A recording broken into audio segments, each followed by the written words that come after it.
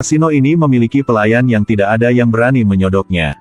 Hanya dengan pandangan sekilas, dia tahu bahwa di bawah gelas anggur wanita kaya itu ada kartu. Dan di arah jam 3. Dia menemukan pasangan itu sedang menggunakan isyarat untuk mencurangi. Bahkan seorang pemuda dengan tangan lebih cepat dari otaknya yang juga ditemukan bermain kotor. Dia memiliki kartu ki di tangannya. Sarah melaporkan semuanya kepada bosnya.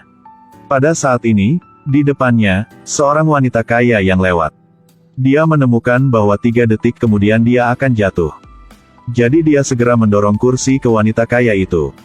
Benar saja, 3 detik kemudian, dia jatuh. Dan dia duduk tepat di kursi yang didorong Sarah. Berdasarkan mata yang begitu tajam, dia sangat arogan di kasino. Bos memberinya gaji yang sangat tinggi untuk mengundangnya bekerja 24/7. Tetapi dia tidak ragu untuk menolaknya. Karena ini hanyalah pekerjaan paruh waktu di antara pekerjaan-pekerjaannya. Dia memiliki penglihatan super alami. Tidak peduli seberapa jauh dia bisa melihat setajam Full HD. Jika dilihat dari dekat, pori-porinya pun bisa membesar berkali-kali. Namun kekuatan super ini juga memiliki kekurangan. Yaitu jangan digunakan secara berlebihan.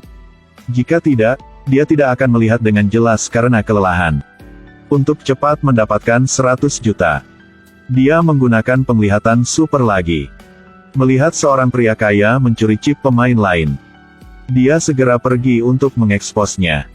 Pada saat yang sama, ada pria lain yang duduk di sebelah orang kaya itu. Mereka berdua berbicara dan tertawa bahagia. Sarah mengira pria itu adalah kaki tangannya. Jadi dia bisa menangkap keduanya sekaligus. Namun pria itu pura-pura tidak mengerti bahasa Korea. Melihat keadaan yang tidak baik, langsung kabur. Sarah menggunakan 1 tangan dan 1 kaki untuk menangkap keduanya. Namun di luar dugaan, secara tidak sengaja dia menemukan wajah asli orang kaya itu. Dia adalah buronan kriminal senilai 50 juta. Keduanya menambahkan hingga 100 juta. Ya ampun, benar-benar memenangkan lotre. Pada saat yang sama, dia juga menemukan wajah asli pria itu. Dia menggunakan penglihatannya untuk melihat lebih dekat. Janggut pria itu palsu. Rambutnya juga palsu. Dia mengunci 2 orang di ruang yang menunggu polisi datang. Dalam hatinya, dia sangat senang. Aku tidak menyangka bahwa aku akan memiliki hari untuk menghitung uang sampai pagi.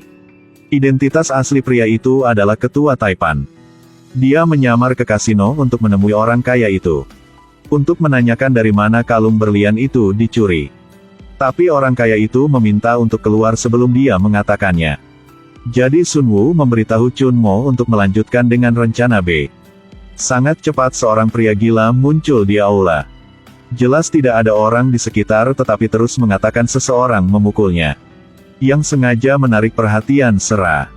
Sedangkan Sun Woo melepas cincin di tangannya untuk membuka kunci pintu. Keterampilan ini membuat pencuri di sebelahnya juga kagum.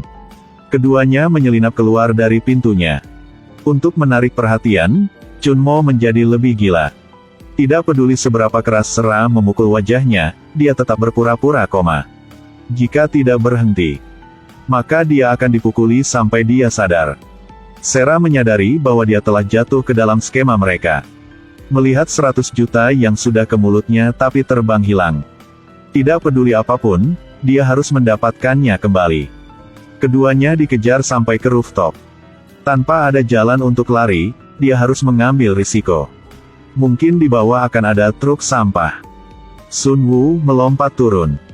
Benar saja, dia jatuh ke truk sampah. Ternyata Chun Mo merencanakan semuanya. Sarah yang malang kehilangan 50 juta.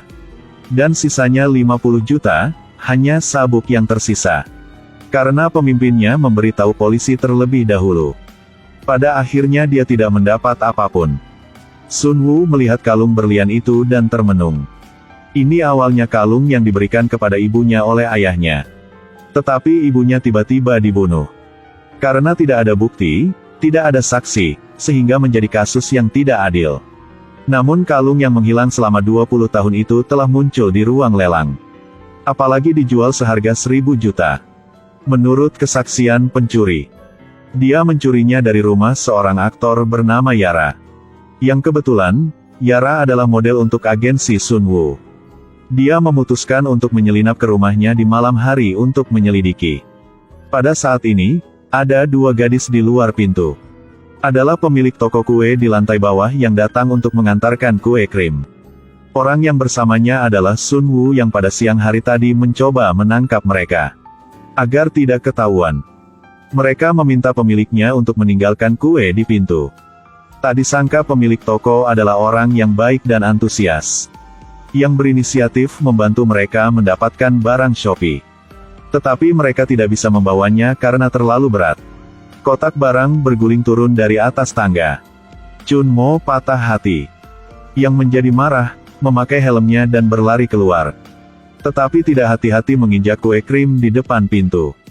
Ia hanya peduli dengan kotak Shopee kesayangannya. Tidak memperhatikan sorot mata sang pemilik. Yang menatap kue krim di kakinya.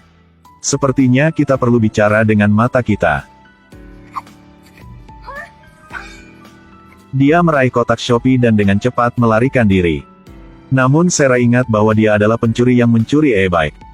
Jadi dia segera mengendarai sepeda motor kesayangannya. Mengejarnya dengan kecepatan tinggi. Dia menggunakan penglihatan supernya lagi. Untuk mencari target dari jauh. Dan mengingat nomor plat di kepalanya. Kali ini 50 juta dijalankan dengan iman dan harapan. Sampai mereka berhenti di pintu sebuah rumah besar. Ini adalah rumah Yara yang pemilik kalung itu. Sera menggunakan kekuatan supernya. Bahkan di malam hari, dia dapat dengan mudah menemukannya. Melihat mereka menyelinap ke rumah orang lain. Di tengah malam, jika mereka tidak mencuri uang, akan mencuri orang. Sera segera mengambil telepon untuk memanggil polisi. Pada saat yang sama Sun Woo menyelinap ke kamar Yara. Hanya melihat genangan darah di spray putih. Tetapi tidak ada seorang pun di ruangan itu. Sedangkan Sera yang jauh juga melihat spray yang berlumuran darah. Melihat ada yang tidak beres. Sun Woo segera memutuskan untuk mundur. Tapi sekarang polisi sudah tiba di tempat kejadian. Dia hanya bisa dengan patuh mengangkat tangannya untuk menunggu penghakiman. Jadi Sun Woo ditangkap di tempat kejadian, menjadi tersangka nomor 1. Korban kebetulan adalah aktor perusahaan Sun Woo. Polisi menduga bahwa mereka berdua memiliki hubungan terlarang. Jika tidak, mengapa Presiden Taipan menyelinap ke ruang staf? Sun Woo berkata saat dia memasuki ruangan adalah pukul 9.30. Waktu polisi tiba adalah pukul 9.39. Waktu yang begitu singkat tidak mungkin untuk membunuh orang dan mengatur tempat kejadian. Dan membiarkan si pembunuh menghilang. Dengan bantuan Chun Mo, Sun Woo dibebaskan sementara. Namun skandalnya dan korbannya dengan cepat sampai ke telinga wartawan. Opini publik seperti tsunami menyebabkan perusahaan menderita kerugian besar. Dan semua masalah ini karena Sera. Dia ingat malam itu dia melihat seorang pria aneh muncul di lantai bawah. Kemungkinan besar pembunuhnya. Tetapi ketika mereka tiba di tempat kejadian, mereka merasa tertipu. Lokasi di mana Sera berdiri saat itu yang jauh beberapa kilometer dari villa. Apalagi sudah malam. Bagaimana bisa melihat orang? Aku sudah melihatnya. Ini bukan jarak yang bisa dilihat manusia. Aku pasti melihat dengan sangat jelas. Dia pergi dari sana. Dia menarik koper sebesar ini. Pergi ke arah itu. Mereka mengikuti instruksi Sera. Hasilnya menemui jalan buntu. Tidak ada kamera di sekitarnya. Sera segera menggunakan penglihatan supernya. Dengan sangat cepat melihat kamera di kejauhan. Dalam video yang terekam kamera, memang benar ada seorang pria sedang menarik koper. Pakaian dan jalannya persis sama dengan deskripsi Sera. Chun Mo berdasarkan foto mobil, sangat cepat menemukan nomor plat. Sebenarnya, seorang pengacara hanyalah pekerjaan sampingannya. Dia juga seorang peretas yang berpengalaman dalam teknik peretasan kata sandi. Meskipun Sun Woo adalah ketua Taipan, dia memiliki identitas yang lain sebagai detektif swasta. Sera adalah karyawan biasa di luar. Tetapi penglihatannya di luar imajinasi. Jadi dia dipekerjakan oleh Sun Woo sebagai asisten pramuka. Tim pramuka mulai bekerja. Tetapi Sera diam-diam membawa hasil penyelidikan ke polisi. Pemilik mobil bernama Yang Min-su. Dia sering menguntit dan mengganggu Yara. Tetapi 3 bulan yang lalu, dia menghilang secara misterius. Mereka pergi mencari perwakilan Yara di perusahaan. Bertanya apakah dia pernah telah melihat kalung di gambar. Perwakilan mengatakan itu adalah pertama kalinya. Tetapi perasaan emosionalnya membuktikan hal ini tidak sederhana. Setelah pengacara 3 kali 7 kali diancam dan diancam. Perwakilan tersebut dengan patuh mengatakan yang sebenarnya. Kalung tersebut diberikan kepada Yara oleh seorang pria.